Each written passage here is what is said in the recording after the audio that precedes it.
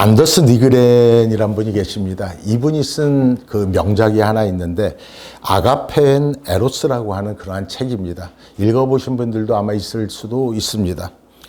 이분이요, 이 책 한 권을 쓰고 나서 세계적인 신학자 10명 중에 한 사람으로 들어가게 됩니다. 그만큼 유명한 책입니다. 어느 신학대학의 교수님은 이렇게도 말합니다. 성경 다음으로 가는 책이라고 이렇게 말하는 분도 계세요. 그만큼 이 책이 중요하다고 강조한 것인데, 그때요, 제 신학생 시절에 그 없는 돈 그냥 팍팍 긁어가지고 이 책을 한 권을 사서 읽었던 적이 있습니다. 어쨌든요, 여러분, 우리 신앙의 문제는 딱 둘로 나눠볼 수 있습니다. 만약에 딱 둘로 나눈다면 그것은 한쪽은 아가페냐, 한쪽은 에로스냐, 이렇게 나눌 수 있다는 겁니다. 에로스는 사람이 하나님께 나아가는 것이에요. 사람이 하나님께 나아가는 것. 어떤 모양으로 나아가든지, 어떤 종교든지, 어떤 윤리나 도덕이든지 간에 사람이 하나님께 나아가려고 몸부림치는 것이 바로 에로스예요. 그런가 하면 하나님께서 우리 인간에게 오시고 우리를 사랑하시고 우리에게 은혜를 베푸심을 우리가 생각하고 거기에 응답하는 것이 바로 아가페라고 할 수 있는 것입니다. 그래서 여러분, 아가페와 에로스를 잘 분리해서 이해하잖아요. 그러면요, 철학과 역사와 성경까지 다 통틀어서 통합해서 정리할 수 있는 아주 소중한 책 중에 하나가 바로 여러분들에게 지금 소개한 아가페 앤 에로스란 책입니다. 그래서 신학생들에게는 아주 중요한 필독서처럼 알려져 있는 그러한 책입니다. 오늘도 우리는 생각해야 합니다. 여러분, 은혜의 반대말이 무엇입니까? 은혜의 반대말은 율법이라고 할 수가 있습니다. 은혜의 반대말은 율법이다. 표현은 우리가 율법이라고 표현을 했지만 인간이 하나님께로 나아가려고 하는 모든 노력, 모든 수고, 그리고 모든 의식이 다 통틀어서 에로스라고 하는 거예요. 사랑은 사랑인데 에로스라는 말이에요. 하나님을 위하는 척하면서 하나님의 능력을 통해서 내가 복을 받고 하나님께 우리가 기도하는 척하면서 하나님의 복을 내가 받겠다고 하는 그런 기대감에서 오는 것이 바로 에로스라는 겁니다. 그래서 막 사람들이 몸부림치고 애쓰는 것이 전부 다 에로스라는 거예요. 그러므로 헛되다는 것이죠. 문제는 아가페입니다. 하나님께서 우리를 사랑하십니다. 분명히 사랑하십니다. 하나님께서 세상을 이처럼 사랑하사 독생자를 주셨다고 말씀했습니다. 하나님의 창조적이고 그 적극적인 행동, 그리고 하나님의 그 놀라운 구속의 은혜, 하나님의 그 사랑을 받고 그에 대해서 우리가 응답하는 것, 이것이 바로 우리의 신앙생활이다라고 말씀을 드릴 수가 있는 것입니다. 그래서 여러분, 루터는요, 계속해서 율법과 은혜의 문제에 대해서 아주 명쾌하고 끈질기게 계속해서 설명을 해주는데, 은혜란 무엇이냐 할 때, 은혜가 무엇인가 할 때, 은혜는 은혜를 아는 자에게만 은혜라는 겁니다. 은혜를 모르는 사람에게는 아무리 은혜를 베풀어줘도 그것이 은혜인지 저주인지 구별을 할 수가 없다는 거예요. 그래서 은혜는 은혜를 아는 자에게만 은혜다. 은혜를 느끼는 자만이 그 은혜를 알 수가 있다. 은혜에 사는 자만이 하나님께 나아갈 수 있다라고 루터는 계속해서 이야기를 합니다. 자, 그럼 이제 한번 생각해 보십시다. 그 수많은 날 우리가 예수 믿고 기도하고 노력한다고 하면서도 중심에는 결국은 누구요? 바로 나라고요. 나 자신이더란 말이에요. 목적이 나라면 그것은 아무리 사랑한다고 외칠지라도 그것은 에로스에 불과하다는 것입니다.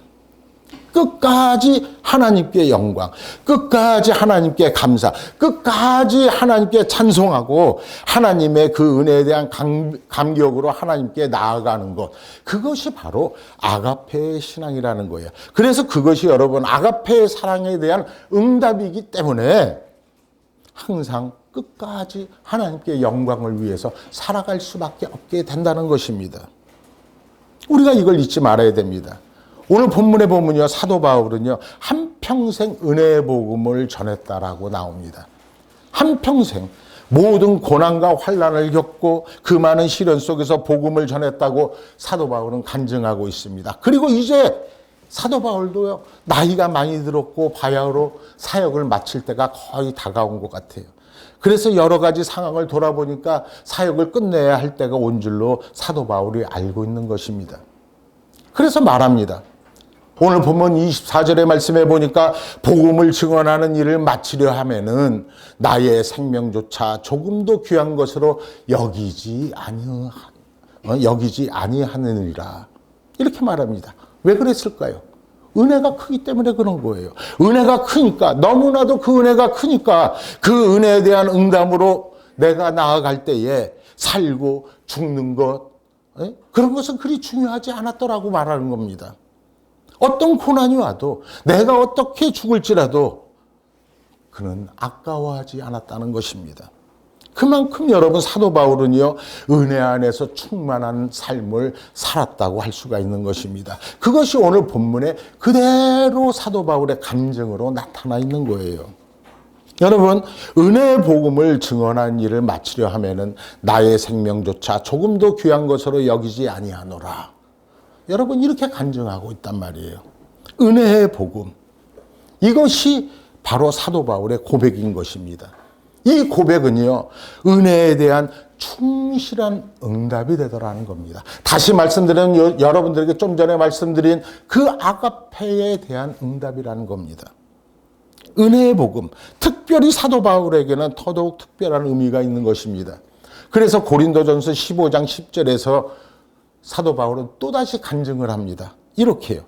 내가 나된 것은 하나님의 은혜로 된 것이니 내게 주신 그의 은혜가 헛되지 아니하고 내가 모든 사도보다 더 많이 수고하였으나 내가 한 것이 아니요 오직 나와 함께 하신 하나님의 은혜로다.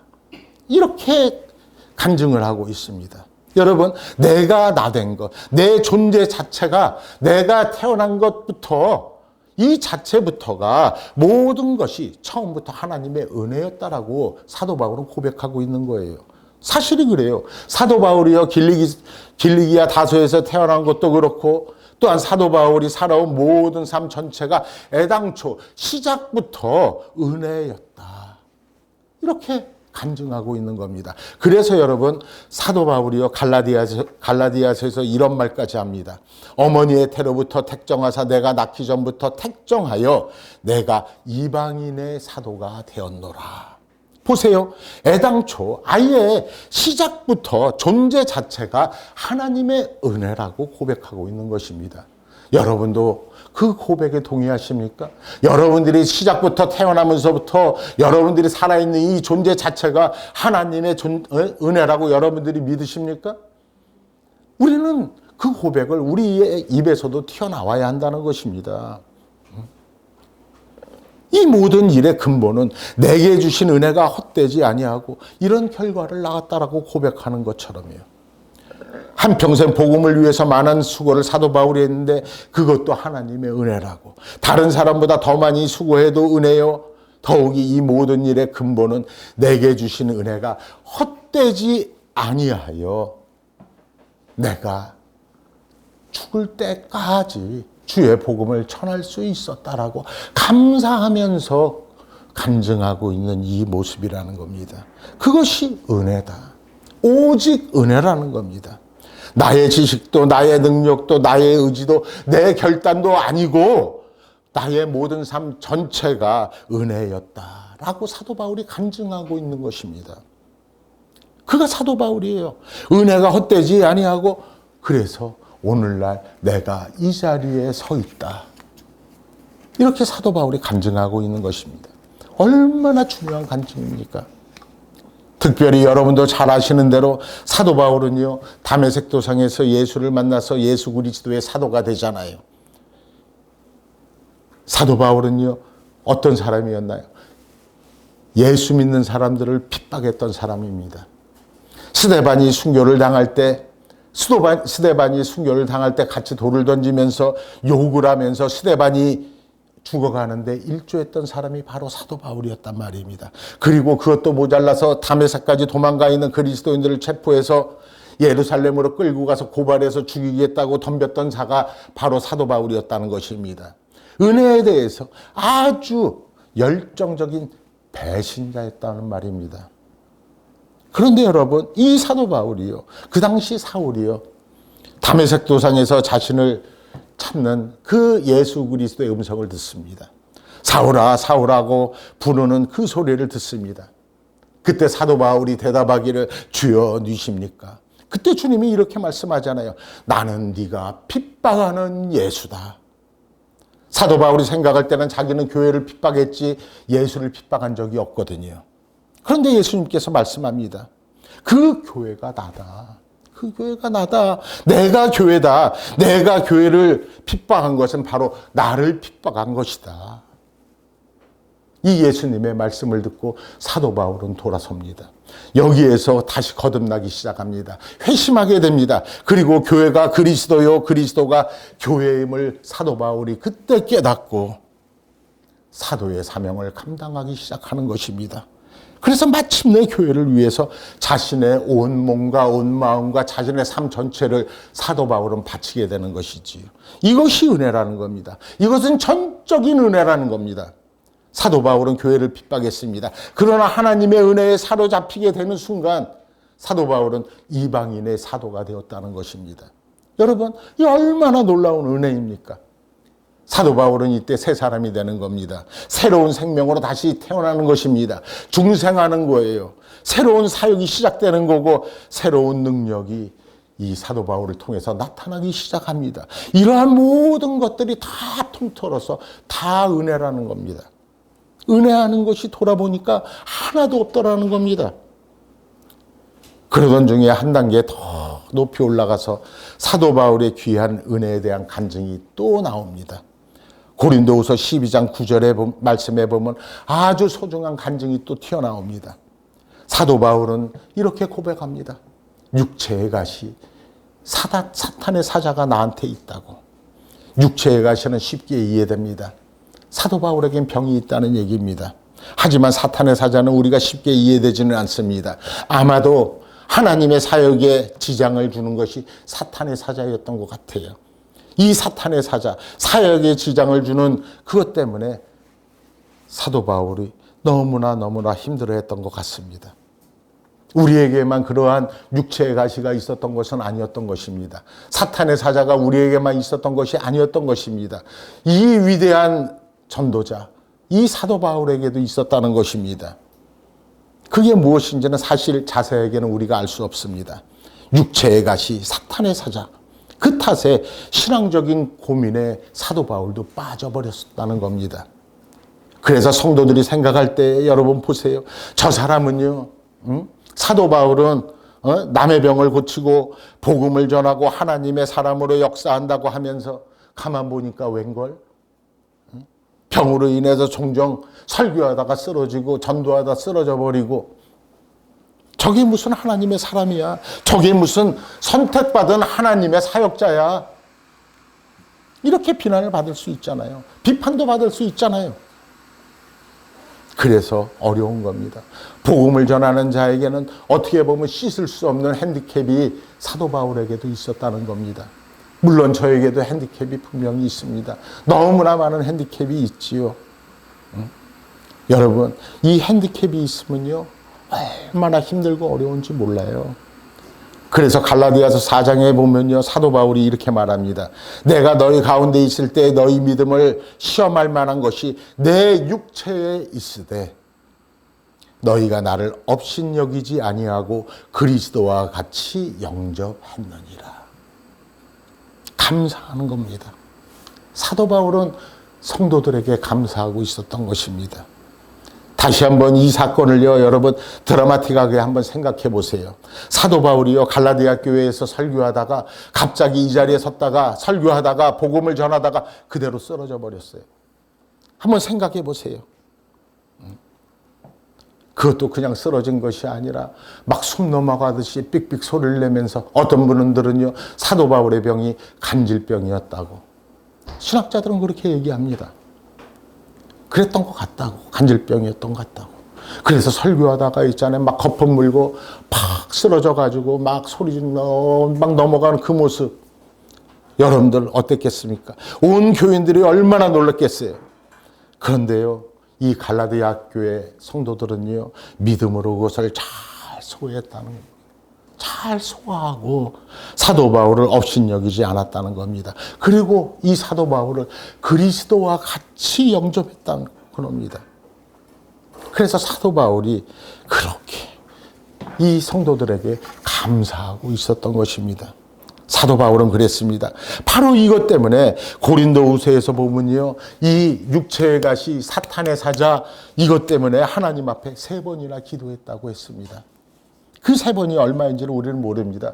사흘을 기도했는지 40일 금식을 뭐 3번을 한 것인지 뭐 어떻게 뭐 3번을 기도했는지는 그것은 우리는 알 수 없습니다. 하지만 어쨌든 이 하나의 제목을 가지고 하나님, 육체의 가시 사탄의 사자, 이 병을 제발 좀 고쳐주세요. 이 병을 제발 좀 고쳐주세요. 얼마나 눈물을 많이 흘리면서 간절히 기도했겠습니까? 하나님, 이 병이 나에게 있는 한 어떻게 잘못하면 내가 하나님의 영광을 가릴 수 있습니다. 이것은 죽는 것만도 못합니다. 지옥에 떨어지는 것만도 못합니다. 이렇게 고백하지 않았겠습니까? 그런데요, 이렇게까지 기도한 사도 바울에게 하나님께서 응답을 하십니다. 어떻게 응답하느냐? 너에게 있는 내 은혜가 족하다. 이 말씀 딱 한마디 하는 거예요. 너에게 있는 내 은혜, 그것을 은혜로 그대로 받아들이라는 겁니다. 너에게 육체의 가시가 있느냐? 그대로 받아들여. 너에게 있는 사탄의 사자, 그대로 받아들여라 이거예요. 육체의 가시, 사탄의 사자, 은혜로 그대로 받아들여라. 우리 같으면은 하나님을 원망할 수도 있습니다. 그러나 사도 바울은 그러지 않았습니다. 그것을 그대로 받아들입니다. 그리고 하나님께 감사합니다. 나는 약할 때 강하다.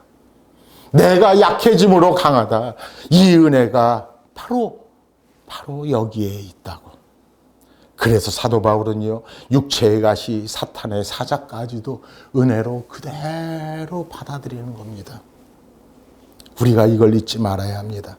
여러분도 잘 아시다시피요, 욥기를 읽어보면요, 이 욥이요, 아주 우리 인간으로서는 상상할 수 없는 그러한 극한의 고난을 당하는 것을 우리는 욥기를 통해서 볼 수가 있잖아요. 하지만 욥은 고백합니다. 이것은 내게 주신 은혜요. 이 과정을 통해서 내게 주신 특별한 은혜라고 욥은 고백을 합니다. 그래서 내가 하나님을 보고, 그래서 내가 이 고통을 당함으로 인해서 내가 하나님을 알게 되고, 내가 하나님께 더 가까이 가게 되고 하나님을 찬양할 수 있게 되었다고 욥은 고백하고 있잖아요.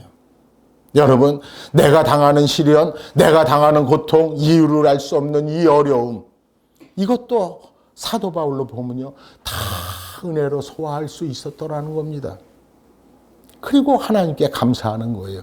그래서 사도 바울은요, 더 큰 은혜의 사람이 될 수 있었던 것입니다. 여러분, 그래서요, 은혜에 대한 응답은요, 겸손함에서 시작되는 거예요. 은혜에 대한 응답은 겸손이에요. 은혜에 대한 응답은요, 봉사예요. 은혜에 대한 응답은요, 충성하는 거예요. 그리고 은혜에 대한 응답은요, 감사하면서 찬양하는 것이 은혜에 대한 응답인 것입니다. 여러분, 은혜에 대한 응답은요, 전도로 나타나는 거예요. 그 큰 은혜를 나 혼자만 받을 수가 없다. 그래서 내 가족들에게 전하는 거예요. 내 가족들이 함께 예배드리기를 원하는 거예요. 내가 받은 은혜가 너무너무나 크고 너무너무나 커서 내 이웃을 향해서 내가 이 복음을 전하지 않을 수 없게 된다고 고백할 수 있어야 되는 거예요. 네? 내게 주신 은혜. 사도 바울은 특별히 그 은혜를 능력으로 소화를 했다는 겁니다. 은혜는요, 감상도 아니에요. 은혜는 지식도 아니고, 은혜는 참회도 아니에요. 철학도 아니에요. 은혜는 능력, 하나님의 능력 그 자체였다는 것입니다. 여러분, 여러분들이 은혜를 받았는지 안 받았는지 확인하고 싶습니까? 그렇다면 내가 누구를 향하여 있는가를 확인하면 되는 것입니다. 나를 통해서 하나님의 능력이 나타나는가 안 나타나는가를 보면 알 수가 있는 것입니다. 나를 통해서 전도하게 하셨다. 나를 통해서 교회에 봉사하게 하셨다. 나를 통해서 헌신하게 하셨다. 그렇다면 나는 은혜 받은 자예요. 사도 바울은요, 루스드라에 있는 그 교회 가서 설교할 때요, 설교하는 중에 이렇게 가만히 보니까, 목사들은 다 봐요. 이렇게 설교하는 중에 가만히 보니까, 이 앞에 보니까 나면서부터 있던 그 안전뱅이가 있었다는 거예요. 나면서부터 안전뱅이에요. 이 사람은 한 번도 일어서 보지 못한 사람이에요. 일어서 보지 못한 사람이 어떻게 걸어봤겠어요? 그러니 당연히 걷지도 못하는 사람이죠. 하지만 그 안전뱅이가 말씀 듣는 것을 보니까 아주 열심히 집중해서 계속해서 듣고 있는 거예요. 그래서 성경은 이렇게 그것을 표현합니다. 구원받을 만한 믿음이 있는 것을 보고, 그 안전뱅이가 앉아서 말씀을 듣는데요, 그 안전뱅이의 믿음이 구원을 얻을 만한 믿음이 있었다라고 이렇게 표현을 하고 있습니다. 구원을 얻을 만한 믿음이 있는 것을 보고, 여기서 설교하던 사도 바울이 이 안전뱅이 보고 일어나라, 그리고 걸어라. 일어나 걸어라. 그렇게 말하니까 벌떡 일어나더라는 겁니다. 그리고 걷더라는 겁니다. 놀라운 역사 아닙니까? 이렇게 은혜의 능력으로 나타나는 것을 날마다 경험하고 날마다 살아왔던 사람이 바로 사도 바울이에요.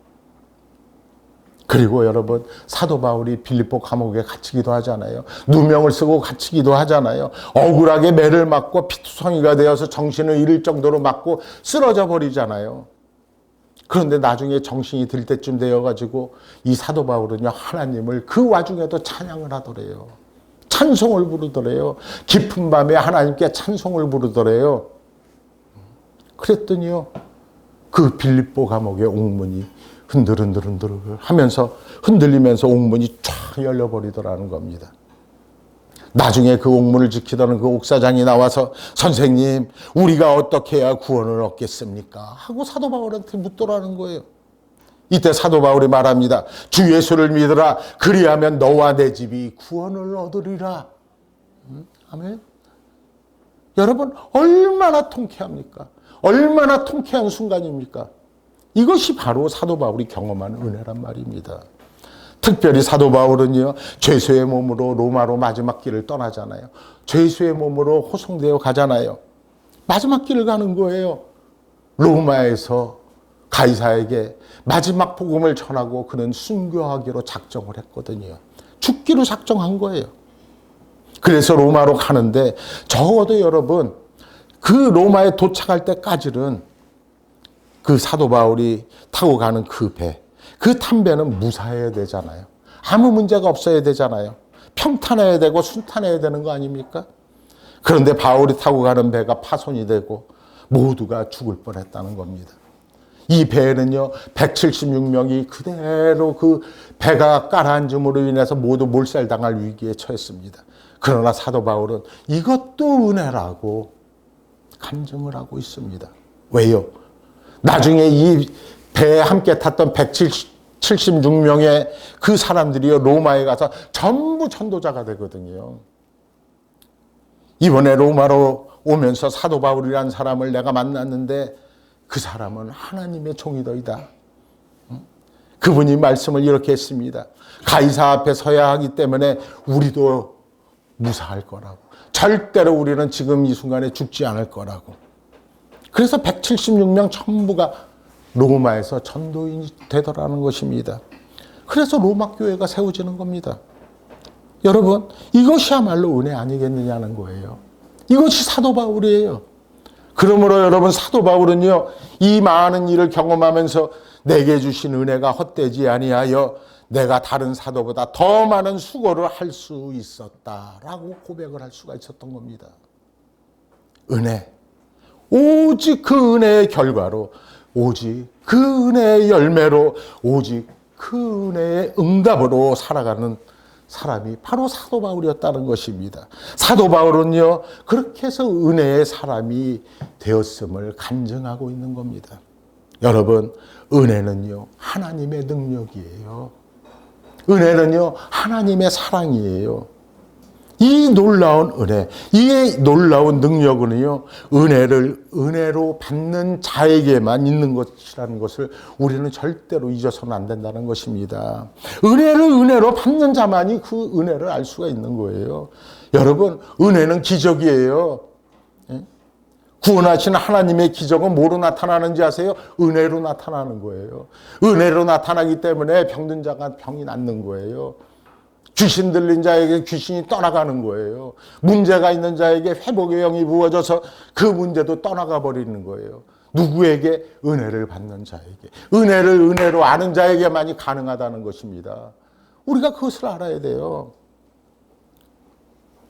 여러분, 이제 우리는요, 그 은혜에 응답하는 자세가 있어요. 자세를 가져야 하는 겁니다. 응답하는 자세. 그저 겸손하고 온유하고 항상 이해가 되어도 이해가 안 될지라도 또 내가 알 수 있는 것도 알 수 없는 것도 다 은혜로 받고 은혜로 응답하면 거기에 또 다른 은혜가 나를 기다리고 있는 것을 내가 알 수 있다는 겁니다. 그래서 은혜가 은혜를 낳고 그 은혜에 계속해서 내가 있을 수 있는 거란 말이에요. 그래서 사도 바울은 말합니다. 은혜의 복음을 전하려 하매 나는 목숨을 조금도 귀한 것으로 여기지 아니하노라. 자신의 순교를 내다보고 있는 것입니다. 여러분, 어떤 고난도 어떤 상황도 전혀 상관이 없어요. 모든 것이 은혜예요. 전체가 은혜인 거예요. 은혜의 그 사람으로 눈으로 보잖아요. 여러분들이 은혜 가운데 있어서 은혜의 눈으로 모든 것을 보게 되면은요, 모든 것이 다 은혜예요. 은혜 아닌 것이 하나도 없는 거예요. 은혜의 사람의 간증 속에는요, 모든 것들이 전체가 모두 다 은혜란 사실입니다. 그것을 우리는 날마다 느끼면서 살아야 된다는 겁니다. 그러기 위해서 우리는 예배에 최선을 다해야 됩니다. 두 번째로 그 말씀을 내 것으로 만들어야 됩니다. 그리고 기도해야 되는 거예요. 그것이 내가 은혜 안에 있게 되는 방법이란 말입니다. 그래서 신학교 다닐 때요, 이렇게 말해요. 시험 문제에도 나와요. 우리 주목님이 주목고시를 봤지만 제 때는 강도사라고 그랬어요. 강도사 고시를 보는데 탁 나와요. 은혜의 방편 3가지를 써라. 은혜의 방편. 은혜를 받는 방법. 말씀, 기도, 성례. 말씀이 꼭 들어가는 겁니다. 기도가 꼭 필요한 겁니다. 그리고 예배가 필요하다는 겁니다. 여러분, 말씀, 기도, 예배 이것은요, 우리가 은혜 받을 수 있는 방법 중에 최고인 줄 여러분들이 믿으시길 바랍니다. 어떤 사람은 그래요. 나는 은혜를 받고 싶은데 은혜가 없대. 그러면서 자기 시간 날 때 교회 오고 시간 안 나면 교회 못 오고 그런 사람 많아요. 그러면서 은혜 가운데 있고 싶대요. 여러분들에게 분명히 말씀드립니다. 여러분들 은혜 가운데 있기를 원합니까? 그렇다면 말씀을 가까이 하세요. 말씀을 들으세요. 말씀을 보세요. 그리고 기도하세요. 그리고 예배에 목숨을 거세요. 그런 사람에게는요, 은혜가 오기 싫어도 은혜가 올 수밖에 없어요. 하나님이 주기 싫어도 그 은혜를 주지 않을 수가 없다는 것을 우리가 잊지 말아야 한다는 것입니다. 네? 내가 은혜를 받았는가 안 받았는가 알 수 있는 방법은 또 있어요. 내가 사랑하는 자에게 복음을 전했는가 안 전했는가 보면 알 수 있어요. 그렇게 좋은 건데 여러분 은혜 좋은 거 아닙니까? 그 좋은 은혜를 나 혼자 구원받고 나 혼자 믿고 나 혼자 은혜를 누리겠다고요? 나쁜 사람이에요. 내가 사랑하는 내 가족에게 그 복음을 전하지 않는다면 그게 사랑하는 겁니까? 그건 에로스도 아니에요. 아가페는 더더욱 아니고요. 은혜를 받은 자는요, 복음을 들고 나의 가족에게 갑니다. 은혜를 받은 사람은요, 복음 들고 내 이웃으로 가는 것입니다. 은혜를 받은 사람은요, 복음을 들고 내가 전혀 알지 못하는 사람일지라도 그들에게 주님의 복음을 전할 수 있어야 됩니다. 그게 은혜 받은 사람들의 특징이에요. 여러분, 우리가 어떤 처지에 있든 가정이든 경제든 나라든 은혜로서 세상을 볼 수 있는 그러한 눈을 가져야 되는 겁니다. 그래서 새로운 통찰력, 새로운 역사관, 그래서 새로운 세계를 바라볼 수 있는 눈을 가져야 된다는 겁니다. 그러기 위해서는 내가 은혜 받은 자가 되어야만이 가능하다는 겁니다. 기도하며 감사하고 그 은혜를 믿고 간증하는 그것이 바로 하나님의 사람의 모습인 것입니다. 오직 은혜, 오직 은혜. 그것을 우리가 잊어서는 안 되는 것입니다. 은혜, 그리고 복음. 은혜와 그 복음으로 여러분들은 날마다 은혜 가운데 있을 수 있다는 그 사실을 잊지 마시고 세상에 나가서도 항상 승리할 수 있는 여러분들 되길 주의 이름으로 축원을 드립니다.